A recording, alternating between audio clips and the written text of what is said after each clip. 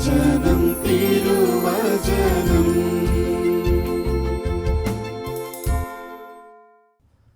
ഈശോ മിശിഹായ്ക്ക് സ്തുതിയായിരിക്കട്ടെ. ഈശോയുടെ പരസ്യജീവിത ശുശ്രൂഷയിൽ അവസാനം ഈശോയുടെ ചങ്ക് നിറഞ്ഞു നിന്ന ചിന്ത ദൈവരാജ്യം എന്നതാണ്. ഈശോയുടെ ശുശ്രൂഷ ആരംഭിക്കുന്നതായ വിവരണം സുവിശേഷകന്മാർ നൽകുമ്പോൾ അവർ പറയുന്ന ഇപ്രകാരമാണല്ലോ. മർക്കോസ് 1-14-15 തിരുവചനങ്ങളിൽ നാം വായിക്കുന്നു, യോഹന്നാൻ ബന്ധനസ്ഥനായപ്പോൾ ഈശോ ദൈവത്തിൻ്റെ സുവിശേഷം പ്രസംഗിച്ചുകൊണ്ട് ഗലീലയിലേക്ക് വന്നു. അവൻ പറഞ്ഞു, സമയം പൂർത്തിയായി, ദൈവരാജ്യം സമീപിച്ചിരിക്കുന്നു. പിന്നീട് ഈശോയുടെ പരസ്യജീവിതത്തിൻ്റെ 3 വർഷക്കാലത്തെപ്പറ്റി വിവരിച്ച് സുവിശേഷകന്മാർ നീങ്ങുമ്പോൾ ഇടയ്ക്കിടയ്ക്ക് നൽകുന്ന സമ്മറി സ്റ്റേറ്റ്മെൻറ്റ്സ്, അവിടെയും സുവിശേഷകന്മാർ അടിവരയിട്ട് പറയുന്ന കാര്യം, ഉദാഹരണത്തിന് മത്തായിയുടെ സുവിശേഷം 9-35 ഈശോ രാജ്യത്തിൻ്റെ സുവിശേഷം പ്രസംഗിച്ചും എല്ലാ രോഗങ്ങളും വ്യാധികളും സുഖപ്പെടുത്തിയും എല്ലാ നഗരങ്ങളിലും ഗ്രാമങ്ങളിലും ചുറ്റി സഞ്ചരിച്ചു എന്നാണ്. രാജ്യത്തിൻ്റെ സുവിശേഷം പ്രസംഗിച്ചു. കുരിശുമരണത്തിനും ഉത്ഥാനത്തിനു ശേഷം സ്വർഗത്തിലേക്ക് ആരോഹണം ചെയ്യുന്നതിന് മുമ്പുള്ള 40 ദിവസങ്ങളിൽ ഈശോ പഠിപ്പിച്ചതും ദൈവരാജ്യത്തെക്കുറിച്ചാണ് എന്ന് അപ്പോസ്തല പ്രവർത്തനം 1:3 നാം വായിക്കുന്നു. പീഡാനുഭവത്തിന് ശേഷം 40 ദിവസത്തേക്ക് ഈശോ അവരുടെ ഇടയിൽ പ്രത്യക്ഷനായി ദൈവരാജ്യത്തെക്കുറിച്ച് പഠിപ്പിച്ചു. ഈശോയുടെ ഉള്ള് നിറഞ്ഞു നിന്ന ഈ ഒരു ചിന്ത ദൈവരാജ്യം, അതേപ്പറ്റി നമ്മൾ കൂടുതൽ മനസ്സിലാക്കുകയാണ്. ഈ ദൈവരാജ്യത്തിൻ്റെ പ്രധാന ശത്രുവായി ഈശോ കണ്ടത് പിശാചിനെയാണ്, സാത്താനെയും അവൻ്റെ പ്രവർത്തനങ്ങളെയും, അല്ലെങ്കിൽ ഒരു നരകരാജ്യത്തെയാണ്. അവിടുന്ന് മത്തായി 12:28 നാം വായിക്കുന്നു. അവിടുന്ന് വ്യക്തമാക്കുന്നു, ദൈവ ആത്മാവിനെ കൊണ്ടാണ് ഞാൻ പിശാചുക്കളെ ബഹിഷ്കരിക്കുന്നതെങ്കിൽ ദൈവരാജ്യം നിങ്ങൾ വന്നു കഴിഞ്ഞിരിക്കുന്നു. ഈശോ പ്രഘോഷിച്ച ഈ ദൈവരാജ്യത്തിൻ്റെ ഈ ഭൂമിയിലുള്ള ഏറ്റവും സുനിശ്ചിതവും ആധികാരികവുമായ അടയാളവും വേദിയും സാന്നിധ്യവും തിരുസഭയാണ്. ഈ തിരുസഭയെ താൻ സ്ഥാപിക്കും എന്ന് ഈശോ സുവിശേഷത്തിൽ പറയുന്നതായ ആദ്യ രംഗം മത്തായിയുടെ സുവിശേഷം 16-ാമത്തെ അധ്യായത്തിൽ കേസറിയ ഫിലിപ്പിൽ വെച്ച് പത്രോസിനോട് സംസാരിക്കുമ്പോൾ അവിടെ ഈശോ പറഞ്ഞല്ലോ, പത്രോസിനോട്, കേപ്പാ, നീ പാറയാണ്, ഈ പാറമേൽ എൻ്റെ സഭ ഞാൻ സ്ഥാപിക്കും. അവിടുന്ന് പെട്ടെന്ന് തന്നെ കൂട്ടിച്ചേർത്തു, നരകത്തിൻ്റെ കവാടങ്ങൾ അതിനെതിരെ പ്രബലപ്പെടുകയില്ല. ഇപ്പം സഭയ്ക്കെതിരെയുള്ള ശക്തമായ എതിർപ്പിൻ്റെ, ഉപദ്രവത്തിൻ്റെ, ആക്രമണത്തിൻ്റെ, ശത്രുതയുടെ തലമായിട്ട് ഈശോ അവിടെ അടിവരയിട്ട് കാണിക്കുന്നത് നരകത്തെയാണ്. ലൂക്കായുടെ സുവിശേഷം 22-ാമത്തെ അധ്യായത്തിൽ ഈശോ ശെമയോനോട് ഒരു മുന്നറിയിപ്പ് പോലെ പറയുന്നു, ശെമയോൻ, ശെമയോൻ, സാത്താൻ നിങ്ങളെ ഗോതമ്പ് പോലെ പാറ്റിക്കൊഴിക്കാൻ ഉദ്യമിച്ചു. അന്ന് ശെമയോന് അത് കേട്ടപ്പോൾ മനസ്സിലായില്ല. പിന്നീട് ഗെത്സമേൻ തോട്ടത്തിൻ്റെ അനുഭവം കഴിഞ്ഞ് തീ കായുന്നിടത്ത് എത്തിയപ്പോൾ ശെമയോൻ പത്രോസിന് മനസ്സിലായി സാത്താൻ്റെ ഉദ്യമം എന്തുമാത്രം ഉപദ്രവം ചെയ്തുവെന്ന്. അതുകൊണ്ട് പിന്നീട് അദ്ദേഹം സഭാ തലവനായിട്ട് ശുശ്രൂഷ ചെയ്യവേ തൻ്റെ സഭാമക്കൾക്ക് മുന്നറിയിപ്പ് കൊടുത്തുകൊണ്ട് എഴുതി. 1 പത്രോസ് 5:8 നാം വായിക്കുന്നു, ആരെ വിഴുങ്ങണമെന്ന് അന്വേഷിച്ചുകൊണ്ട് നിങ്ങളുടെ ശത്രുവായ പിശാച് അലറുന്ന സിംഹത്തെ പോലെ ചുറ്റി നടക്കുന്നു എന്ന്. പത്രോസിനെ വീഴിക്കാൻ ഉദ്യമിച്ച പിശാച് ദൈവജനത്തെ, ദൈവമക്കൾ ഓരോരുത്തരെയും വീഴിക്കാനായിട്ട് ഒരു അലംഭാവം കാണിക്കുകയില്ല എന്ന് പത്രോസിന് ഉറപ്പായിരുന്നു. പരിശുദ്ധ ഫ്രാൻസിസ് പാപ്പ മുന്നറിയിപ്പ് തരുന്നുണ്ട്. 2014 ഏപ്രിൽ 11 പ്രഭാത വിചിന്തനത്തിൽ പാപ്പ തെളിച്ചു പറഞ്ഞു, പിശാച് എന്നത് മക്കളെ ഒരു പഴങ്കഥയല്ല. ഈ 21-ാം നൂറ്റാണ്ടിലും പിശാചുണ്ട്. അവൻ പ്രവർത്തന നിരതനാണ്. അവനെതിരെയുള്ള പോരാട്ടത്തിൻ്റെ മാർഗങ്ങൾ, പാഠങ്ങൾ സുവിശേഷത്തിൻ്റെ പേജുകളിൽ നിന്ന് നാം ഇന്ന് പഠിക്കണം. എഫേസ്യസ് ലേഖനത്തിൻ്റെ 6-ാമത്തെ അധ്യായത്തിൽ സാത്താൻ്റെ കുടിലതന്ത്രങ്ങൾ എതിർത്ത് നിൽക്കുവാൻ ദൈവത്തിൻ്റെ എല്ലാ ആയുധങ്ങളും ധരിക്കുവാൻ പൗലോസ് അപ്പോസ്തലനും ആഹ്വാനം ചെയ്യുന്നത് നമുക്കറിയാം. നമ്മൾ ഈ ഒരു പ്രബോധന പരമ്പരയിലൂടെ, വചന വിചിന്തനത്തിലൂടെ ദൈവരാജ്യത്തിൻ്റെ രഹസ്യങ്ങൾ അറിയുവാനായിട്ട് ഈശോയുടെ കാൽക്കലിരിക്കുകയാണ്. ലൂക്ക 8:10 നാം വായിക്കുന്നല്ലോ, ദൈവരാജ്യത്തിൻ്റെ രഹസ്യങ്ങൾ അറിയുവാൻ വരം ലഭിച്ചിരിക്കുന്നത് നിങ്ങൾക്കാണ്. ആ വരം നമുക്ക് അറിഞ്ഞ് സ്വീകരിക്കുവാനായിട്ട് ഈശോയുടെ പാദങ്ങളിൽ ഇരിക്കാം.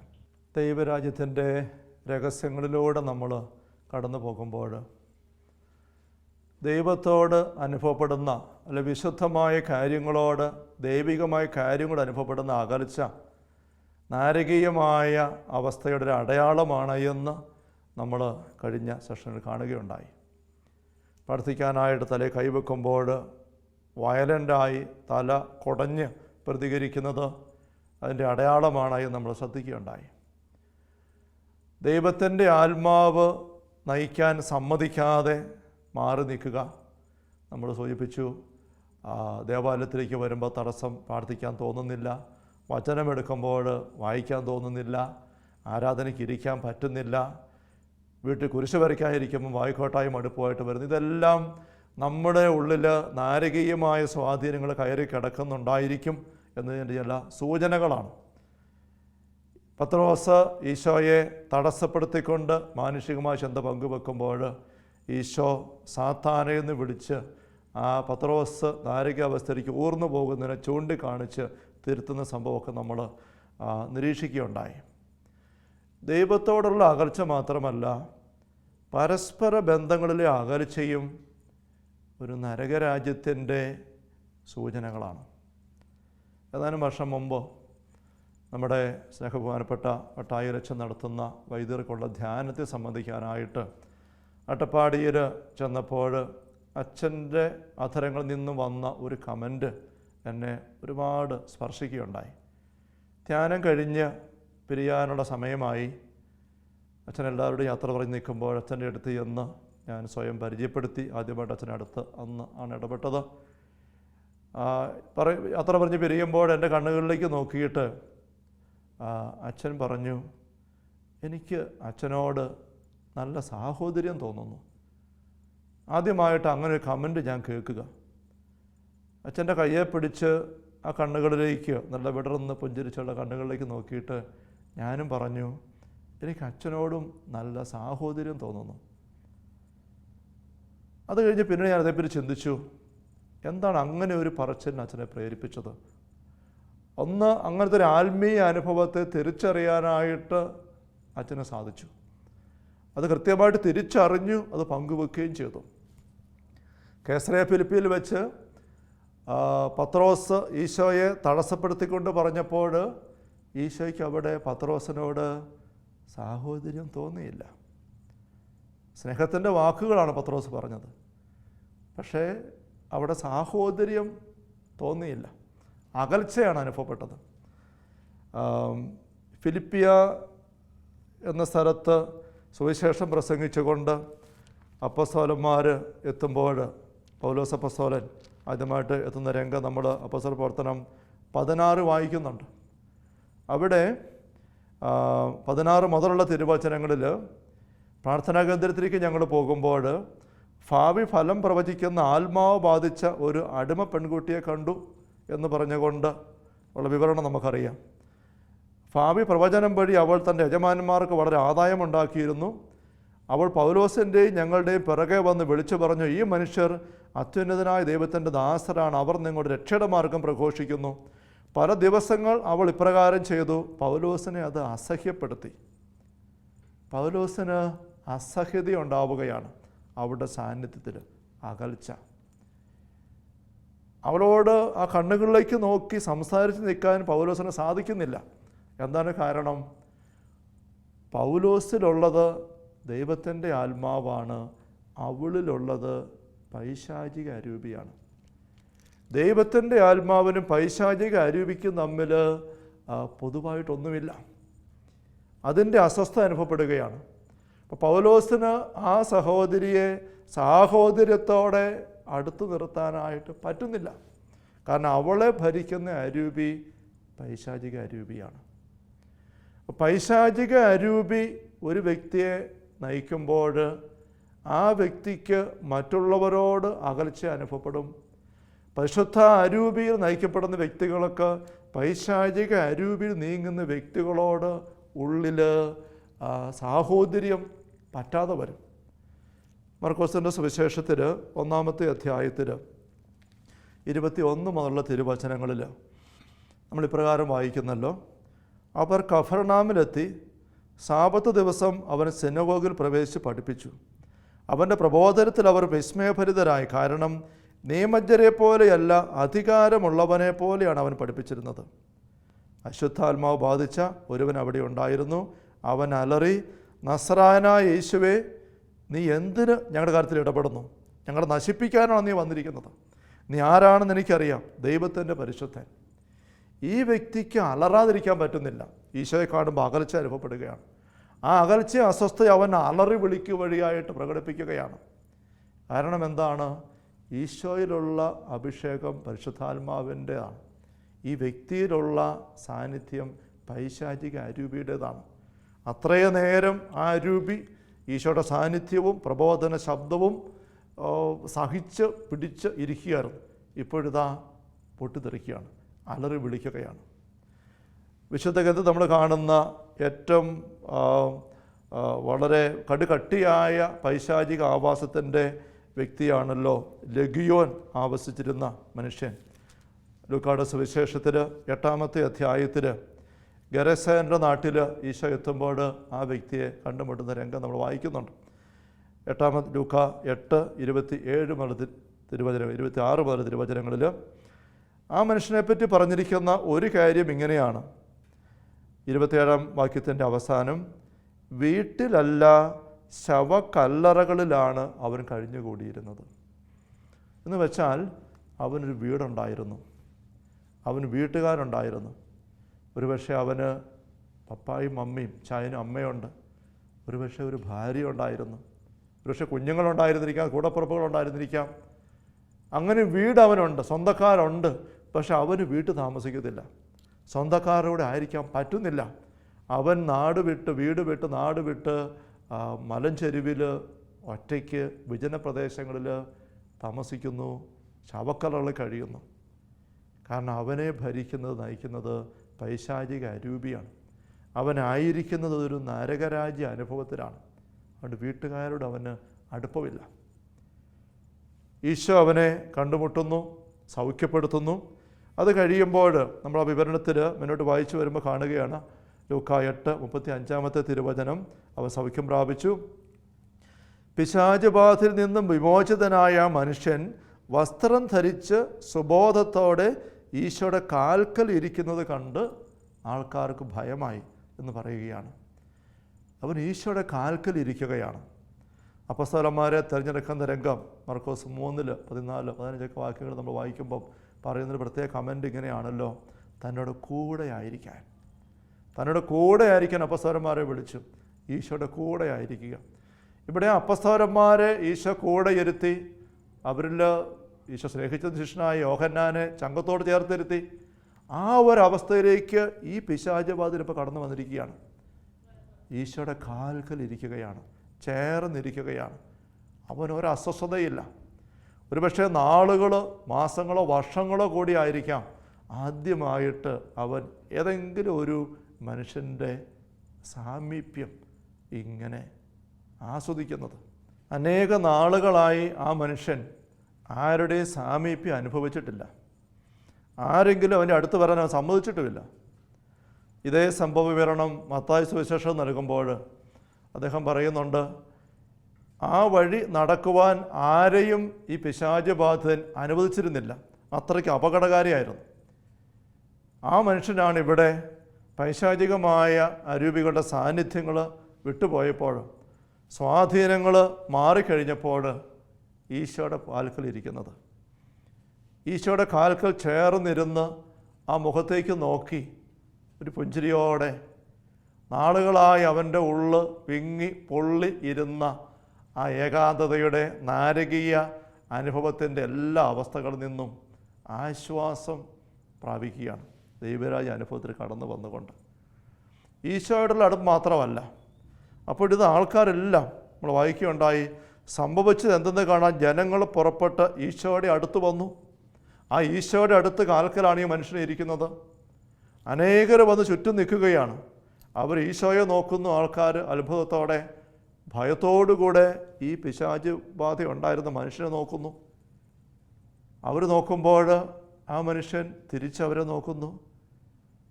അവരെ ചീത്ത വിളിക്കാൻ തോന്നുന്നില്ല, ഉപദ്രവിക്കാൻ തോന്നുന്നില്ല, എന്നിട്ട് ഓടാൻ തോന്നുന്നില്ല.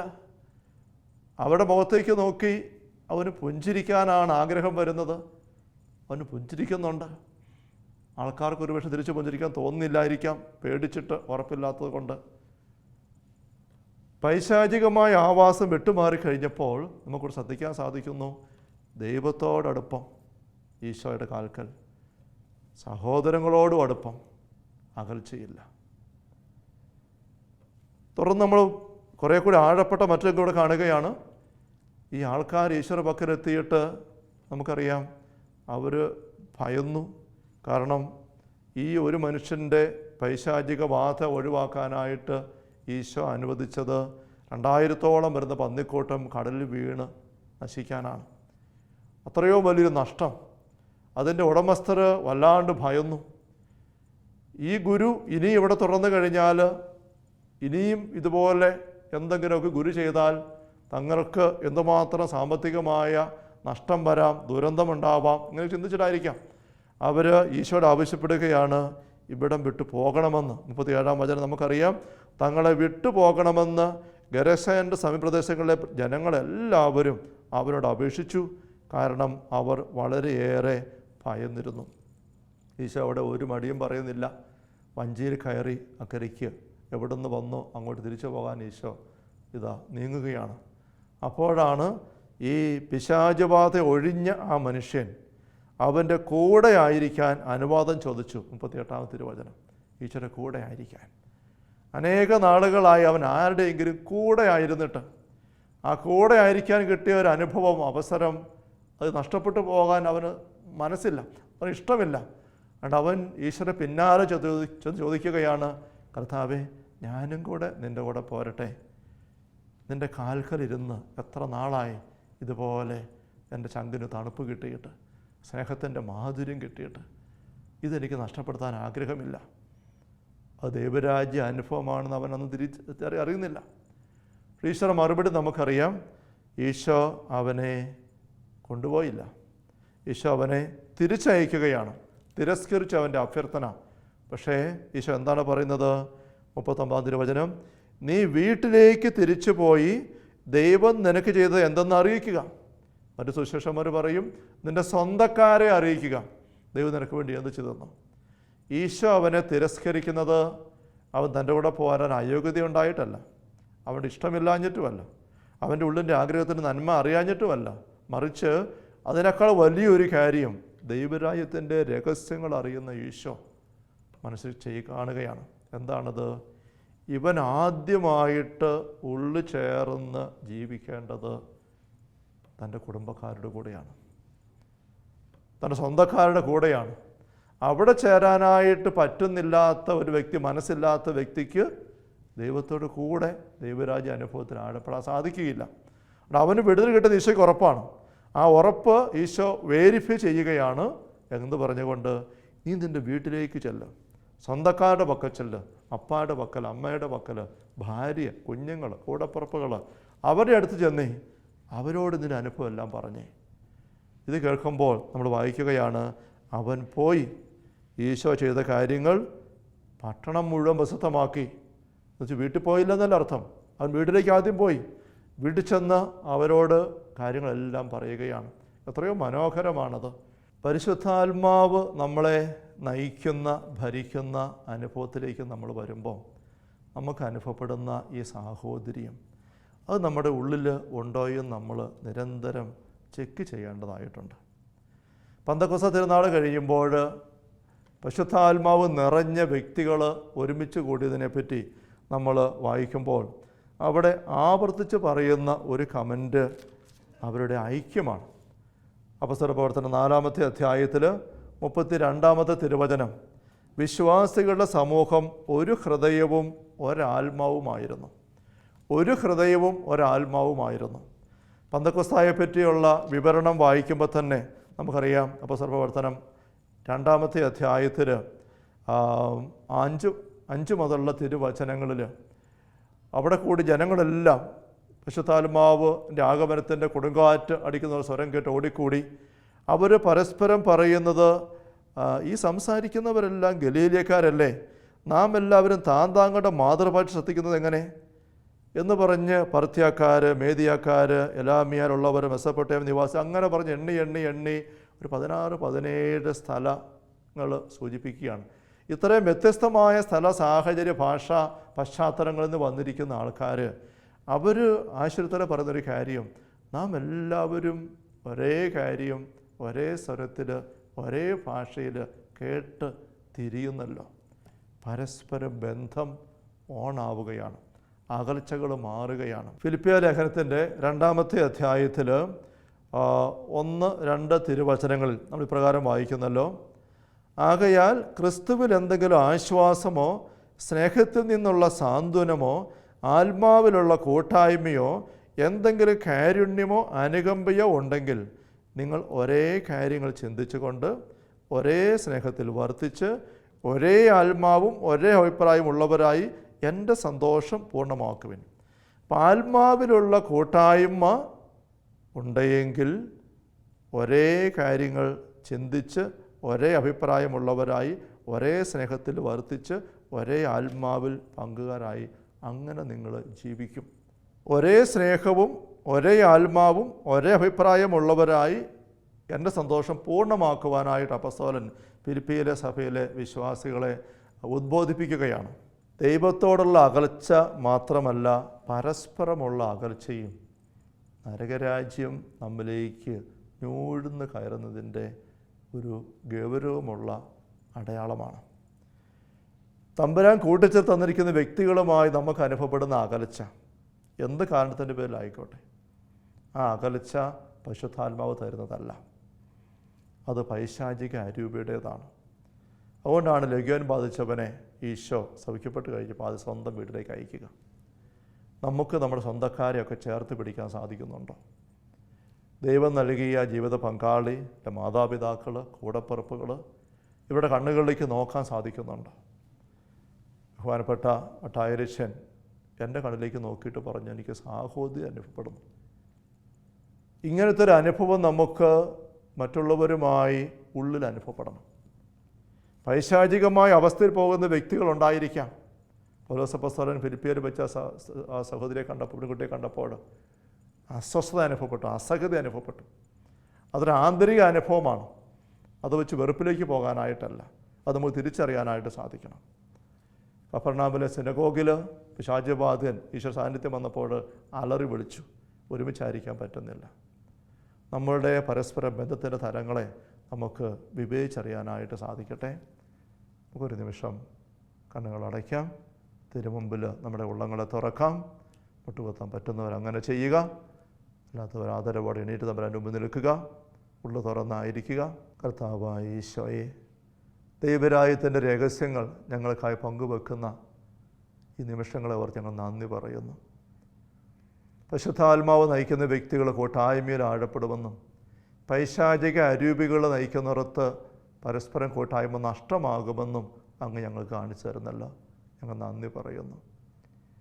ലഘിയാൻ ആവശ്യമിരുന്ന സൗഖ്യം പ്രാപിച്ചപ്പോൾ അവനെ സ്വന്തം വീട്ടിലേക്ക് അങ്ങ് അയച്ചത് അത് അടിപൊളിയായിട്ട് കാണിക്കാനായിട്ടാണല്ലോ. ഞങ്ങളുടെ ബന്ധങ്ങളെല്ലാം ഞങ്ങൾ അങ്ങയുടെ മുന്നിൽ തുറന്നു വെക്കുന്നു. ഞങ്ങളുടെ ഹൃദയങ്ങളെ പരിശോധിക്കണമേ.